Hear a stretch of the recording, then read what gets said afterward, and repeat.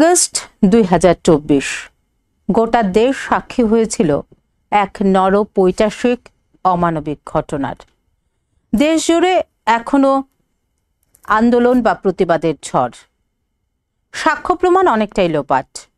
তদন্তের দায়িত্বভার ন্যস্ত করা হয়েছে সিবিআই এর উপর। টানা 36 ঘন্টা ডিউটি করার পর রাতের আহার শেষ করে অভয়া গিয়েছিল সেমিনার হলে, আর সেখানেই দেশের ইতিহাসে লিপিবদ্ধ হলো এই কালো অধ্যায়। বিচারের বাণী কি নীরবে নিভৃতে কাঁদবে, নাকি প্রকৃত দোষীর শাস্তি হবে? সেই দিকেই তাকিয়ে গোটা দেশ। নমস্কার, সমাজ দর্পণে আপনাদের স্বাগত। সঙ্গে রয়েছে আমি শুভ্রস্মিতা। আর আজ আমরা আমাদের স্টুডিওতে আমন্ত্রিত অতিথি হিসেবে যাকে পেয়েছি তিনি হলেন doctor Tamagna Das, BDS MFO ILS hospital. নমস্কার স্যার, বিটিভি ত্রিপুরা পর্দায় আপনাকে স্বাগত। স্যার, প্রথমেই আপনার কাছে জানবো যে পোস্টমর্টম রিপোর্ট অ্যানালাইসিস কি বলছে? দেখুন, পোস্টমর্টম রিপোর্ট যে লেটেস্ট যে রিপোর্টটা এসছে সেটা বলছে যে বাইরের অংশে এক্সটার্নালি মোটামুটি 14টার মতো আপনার ইনজুরি মার্ক পাওয়া গেছে। আর যখন পোস্টমর্টম হয়, যেটাকে বলা হয় ডাইসেকশন, সেটা করার পরে মোটামুটি আপনার 9টার মতো পাওয়া গেছে, যেটা ব্রেইনও ছিল, চেস্টেও ছিল। আর আপনার নাকে, চিনে, শোল্ডারে, আর্মসে, দুনো হাতে, ঠোঁটে পাওয়া গেছে, মাল্টিপল কাটস পাওয়া গেছে, এব্রেশন পাওয়া গেছে যেটাকে বলা হয়। তারপর ব্রুজেস ছিল, এক্সটার্নাল ইঞ্জুরিস অনেকগুলি ছিল, যেটা এক্সটার্নাল এক্সামিনেশন পাওয়া গেছে।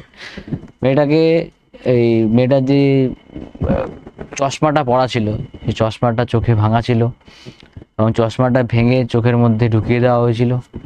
তো খুব বাজেভাবেই জিনিসটা হয়েছে যতটুকু পোস্টমর্টম রিপোর্টে আসছে। কিন্তু পোস্টমর্টম রিপোর্টে এখনও সবগুলো রিপোর্ট থেকে সবগুলো একটা ব্যাপার হয়ে গেছে, একটা not yet being confirmed everything. Post-mortem রিপোর্টের মধ্যে এখনও অনেক কিছু ল্যাকিং রয়ে গেছে, যেগুলি হয়তোবা আমরা আশা করতে পারি আগামী দিনে অনেকটাই আমরা আরও ক্লিয়ার একটা ভিজুয়ালাইজেশন পেয়ে যাব যে actually what had happened that night. মৃত্যুর পর মৃতার পরিবারকে ফোনে জানানো হয়েছিল যে আত্মহত্যা। ব্যাপারটা হত্যা না আত্মহত্যা? দেখুন, প্রথম কথা হলো দুটো কথা থাকে, একটা হলো ইনকোয়েস্ট রিপোর্ট থাকে, একটা থাকে পোস্টমর্টম রিপোর্ট। ইনকোয়েস্ট রিপোর্টের উপরে ভিত্তি করে আমরা কখনোই বলতে পারি না এটা কি সুইসাইড নাকি, যতক্ষণ অবধি কোনো পোস্টমর্টম রিপোর্ট না আসে। পোস্টমর্টম রিপোর্ট আসতে গেলে মোটামুটি 3 থেকে 5 দিন সময় লাগে। পোস্টমর্টম রিপোর্ট আসার পরে তারপরেই আমরা বলতে পারি কি। যে কলটা আমিও শুনেছি, যে জিনিসগুলো চলছে এখন, যে মেয়ের প্যারেন্টসকে নাকি বলা হয়েছিল প্রথমে যে আপনার মেয়ের শরীর খুব সিরিয়াসলি ইনজুর্ড, ইমার্জেন্সিতে আছে। সেকেন্ড বলা হয়েছিল আপনি তাড়াতাড়ি আসুন, একটু বেশি সিরিয়াস, যে কোনো সময় যে কোনো ক্যাজুয়ালিটি হতে পারে।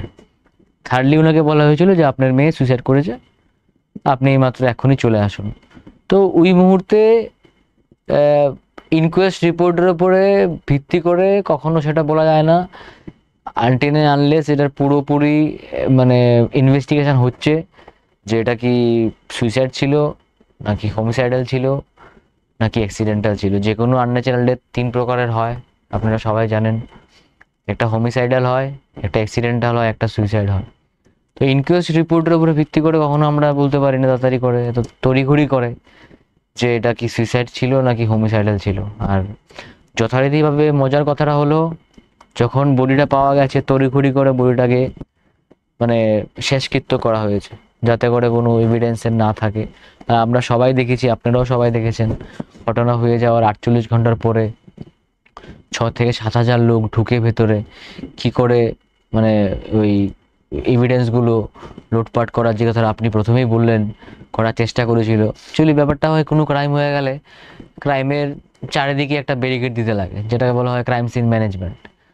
তো ক্রাইম সিন ম্যানেজমেন্ট কেন করা হয়? ক্রাইম সিন ম্যানেজমেন্ট করা হয় সার্কামস্টেন্সিয়াল এভিডেন্সগুলোকে কালেক্ট করার জন্য, তাদের উপরে ভিত্তি করে একটা জাজমেন্টে আমরা পৌঁছতে পারি। তো ওই জায়গাতে সার্কামস্টেন্সিয়াল এভিডেন্সে যদি না থাকে, তাহলে আমাদের জাজমেন্টটা দিতে গেলে ঠিক শক্ত জাজমেন্টটাই না দেওয়াটাই খুব স্বাভাবিক ব্যাপার হয়ে দাঁড়ায়। হ্যাঁ, আমাদের মানে পূর্ণাঙ্গভাবে সবার আমাদের মানে ভারতবর্ষের আইনের প্রতি আমাদের বিশ্বাস আছে, কিন্তু মানে মানে মজার কথা হলো গিয়ে আপনার এই এভিডেন্সের উপরে ভিত্তি করেই তো জাজমেন্টটা হয়। যে জায়গাতে এভিডেন্সই থাকবে না সেই জায়গায় জাজমেন্ট কি করে দেবে, সেটা তো মানে সম্ভব না বলা। এখন আমরা ধরুন সবাই জানি যে এই লোকটা হয়তো বা মানে মার্ডার করেছে বা কিছু করেছে, আনটিল আনলেস এটা এই মানে সাইন্টিফিক্যালি প্রুফ না হয় তো আমরা সেটা তো কিছু বলতে পারি না যে actually whether he is a criminal or is a suspect or okay just একটা স্ক্র্যাপ গোট হিসাবে করা হচ্ছে, এটাই আর কি। সময় হয়ে গেছে ছোট্ট একটা বিরতির, ফিরে আসছি আবারও বিরতির পর।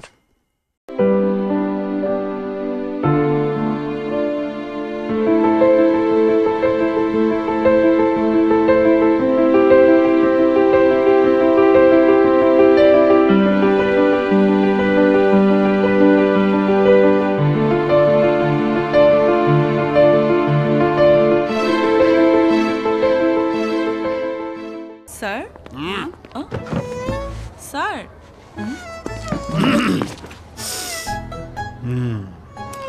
বাচ্চাদের টিফিনে যাই দিই তাই ফেরত আসে, কি যে করি। জি স্যার, ওরা তো কিছুই খেতে চায় না। চেটেপুটে খাবে, আবার ভালোও বলবে। কি? ফ্রুট ফানের কথা বলছি। ফ্রুট ফান বিস্কুটের আনারসের ক্রিমি স্বাদে সবাই ডুবে যাবে আর বলবে, গয়না যখন বোঝে তোমার স্টাইল। শ্যাম সুন্দর কোম্পানি জুয়েলার্স।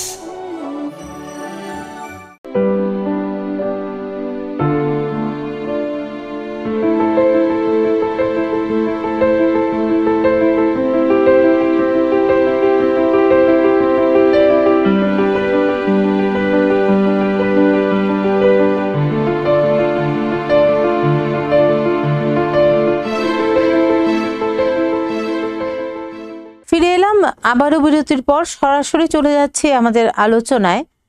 আমাদের মতো সাধারণ মানুষের কাছে ডাক্তার মানে ভগবান।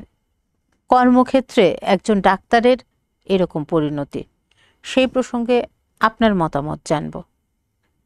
দেখুন মানে ডাক্তাররা তো মানে ডাক্তারও একজন মানুষ, দেশের নাগরিক, আর ডাক্তারদের বরাবর কর্তব্যই থাকে মানব সেবা করা। মানে একটা কথা বলে ইংলিশে, a doctor and soldier is never of duty.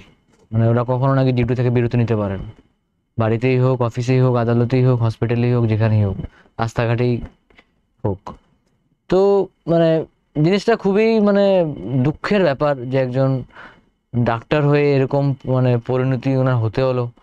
ওনার সাথে এত মানে একটা ঘৃণা মানে মানে ধিক্কার জন্য একটা একটা কাণ্ড ওনার সাথে হলো।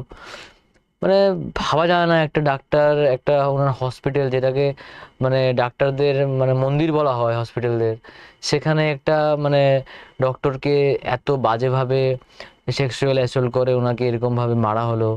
সেটা মানে পুরোটা একটা ডক্টর ফ্যাটার্নিটির কাছে একটা এখন আমরা সবাই মানে উই অল স্কেয়ার্ড অ্যাকচুয়ালি। আমরা সবাই মানে ভীতু হয়ে আছি এখন।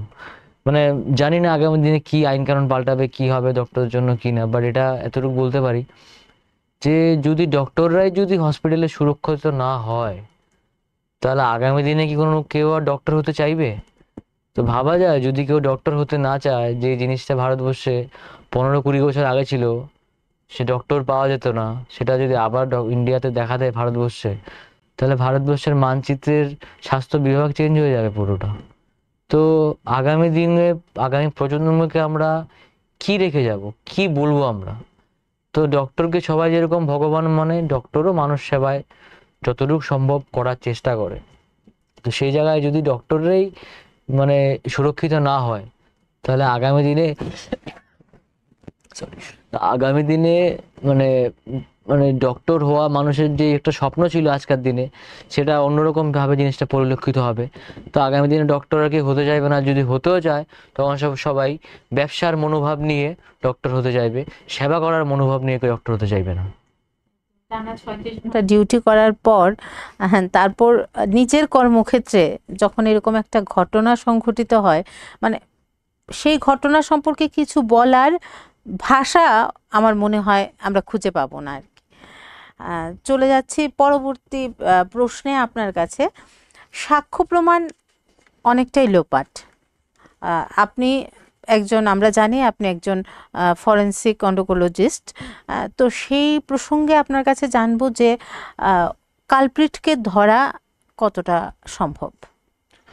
দেখুন, মানে কালপ্রিটকে ধরা অবশ্যই সম্ভব, এটা মানে মানে নাথিং ইজ ইম্পসিবল। আমি বলবো না যে মানে এটা পসিবল না, পসিবল, বাট একটু চ্যালেঞ্জিং।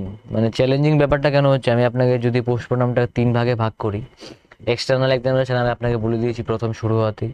ইন্টারনাল এক্সামিনেশন যদি আমি আপনাকে বলি, হিমোরেজ হয়ে গেছিলো লাংসে, মানে প্রচণ্ড পরিমাণ রক্তপাত হয়েছিল ওর।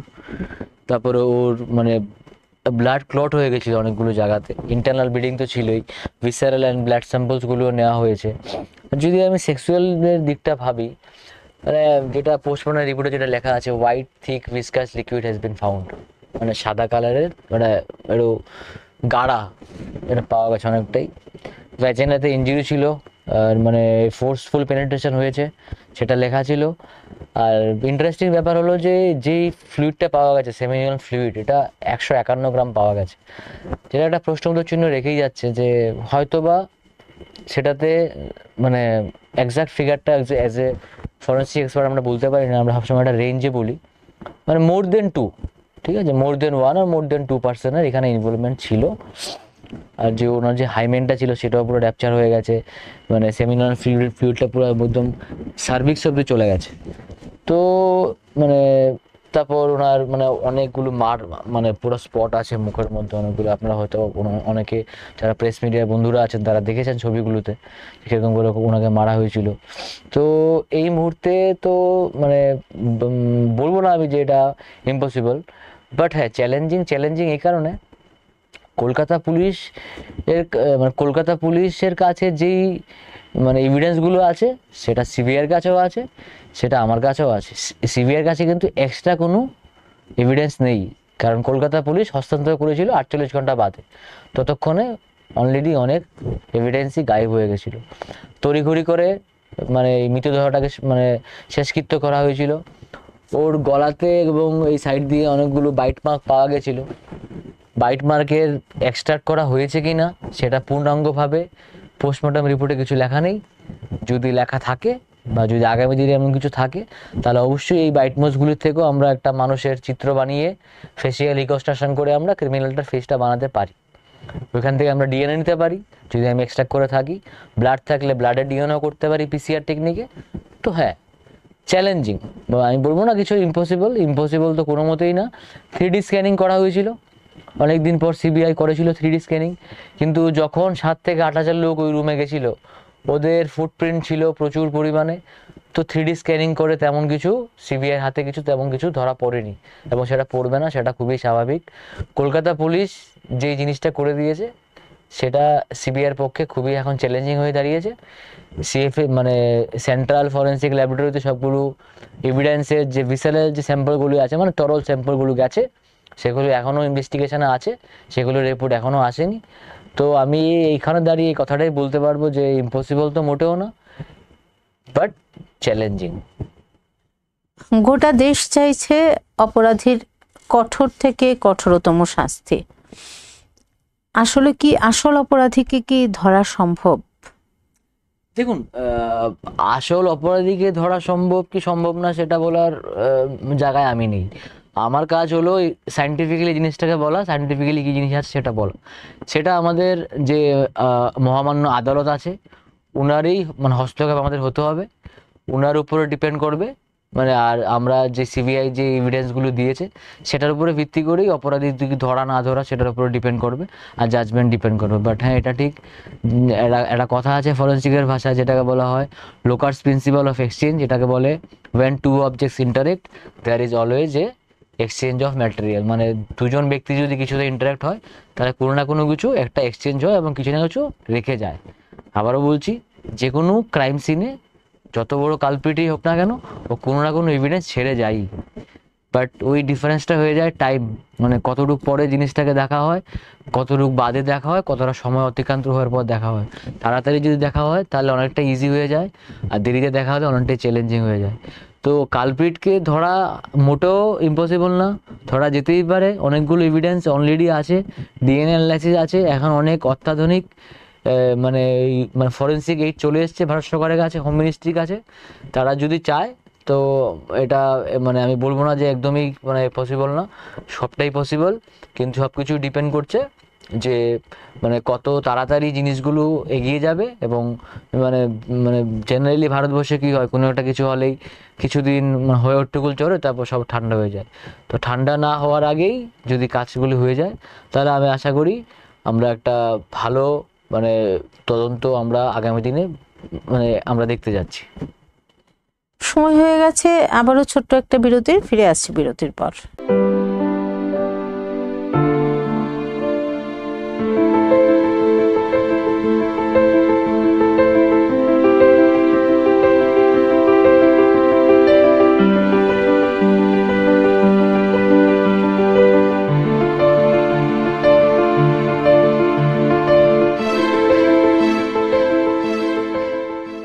শেফদের পছন্দ সিস্টার মশলা, যা মডার্ন টেকনোলজি এবং স্বাস্থ্যসম্মত।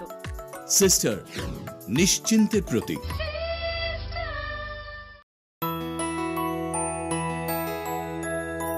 স্বাদে ভরা ঘিয়ের সুবাস লংতরায়, কি ভালো খেতে! শুদ্ধ ঘিয়ের আবেশ ভরা লংতরায়, অপূর্ব সুগন্ধ, পুষ্টি ভরা ঘিয়ের খাবার, গাওয়া ঘি প্রিয় সবার লংতরায়। একেই বলে বিশুদ্ধ ঘি। বিশুদ্ধ ঘি নাম মনে রেখো লংতরায়। লংতরাই ঘি রোজ খাবারে তোমাকে চাই। লংতরায়, লংতরায়, লংতরায়।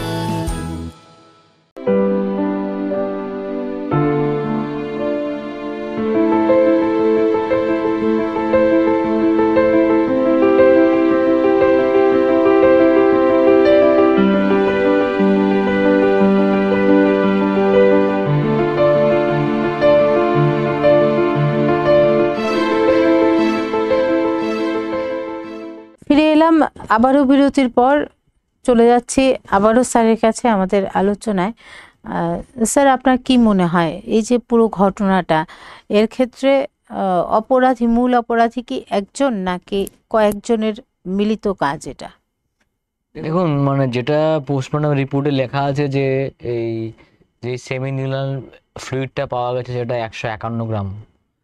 তো জেনারেলি সেটা থেকে আমরা এটা বলতে পারি যে এটা এক থেকে বেশি লোকের ইনভলভমেন্টই হওয়ার কথা। আর ওকে গলা চিপে শ্বাসরুদ্ধ করে মারা গেছে। তো এখান থেকে আমরা ছোট একটা জিনিস আমরা বের করতে পারি যে একজনের পক্ষে গলা চিপে ধরা, শ্বাসরুদ্ধ করা, মানে যেটাকে বলা হয় strangulation of neck followed by smothering, যেটা আমাদের ল্যাঙ্গুয়েজে বলি। তারপর আবার এতগুলো মানে ব্লোজ মানে ঘুষি দেওয়া মুখের মধ্যে, সেটা কিন্তু পসিবল না বলি আমাদের প্রাথমিক যেটা আমাদের মনে হচ্ছে। আর দ্বিতীয়ত এই মানে যেটা যতটুকু পরিমাণ সেমিনিউলার ফ্লুইডটা পাওয়া গেছে সেটা এখন হতে পারে সেটা ব্লাডের সাথে মিলে এতক্ষণই বাড়তে পারে।